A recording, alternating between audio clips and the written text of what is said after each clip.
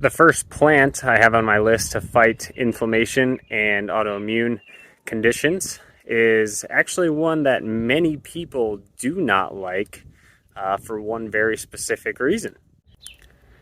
That plant is called Urtica dioica, and the reason many people don't like it is stinging nettle. So if you've ever brushed your skin on some stinging nettle, you know why it's not liked. Along with helping with inflammation, inflammatory arthritis and other autoimmune conditions like rheumatoid arthritis, ankylosing spondylitis, psoriasis, eczema, etc., etc. Stinging nettle is also great for many other things like menstrual problems, cramps, tendinitis, anemia. The list goes on and on. So stinging nettle, in my opinion, is an awesome plant. As you can probably imagine, due to the skin irritation that it causes, harvesting stinging nettle is a little bit tricky.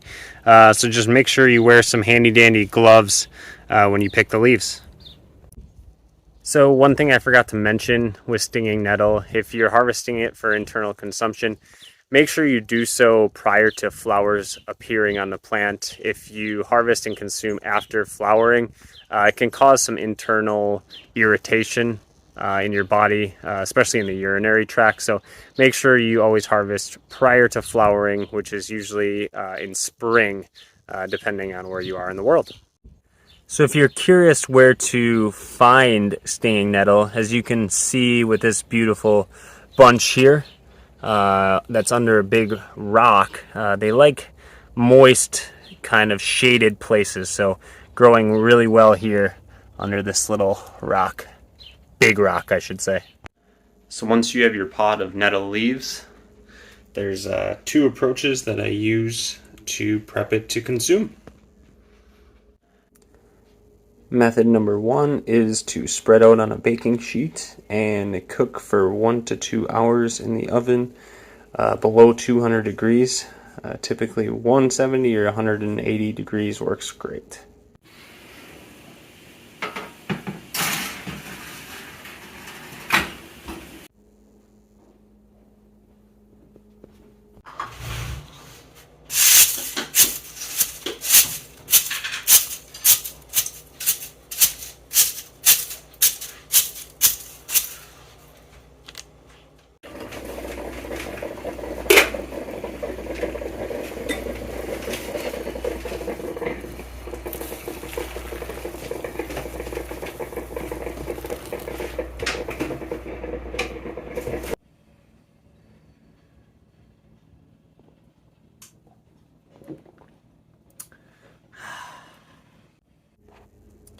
Method number two is blanching.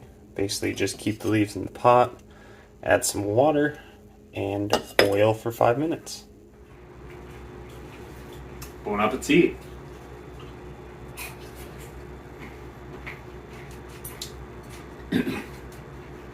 Tastes like spinach.